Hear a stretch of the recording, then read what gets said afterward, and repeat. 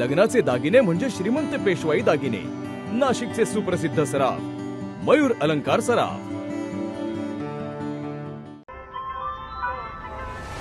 ताज्या बातम्यांसाठी नाशिक न्यूजच्या YouTube चॅनलला सबस्क्राईब करा आणि बेल आयकॉनला प्रेस करा.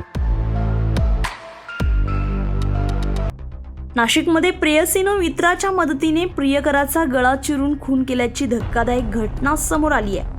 खून केल्यानंतर पुरावा नष्ट करण्यासाठी तब्बल 18 तास मृतदेह घरात ठेवण्यात आला आणि त्यानंतर मध्यरात्री कारमधून मृतदेह कसारा घाटात नेऊन फेकल्याची माहिती तपासात समोर आली आहे. मृत व्यक्तीची ओळख वसंत गोरखनाथ सातपुते, वय वर्ष 40, राहणार स्वराज्यनगर पाथर्डी फाटा अशी झाली आहे. वसंत यांना मद्य आणि जुगाराचं व्यसन असल्यानं याच कारणातून प्रेयसीनं मित्राच्या मदतीने त्यांचा काटा काढल्याचा पोलिसांचा संशय आहे. प्रेयसीनं मित्रांसोबत कट रचून खून केल्याचं तपासात समोर आलेलं आहे. खून केल्यानंतर मृतदेह तब्बल 18 तास घरात ठेवण्यात आला. त्यानंतर कारमधून मृतदेह कसारा घाटात नेऊन फेकण्यात आला.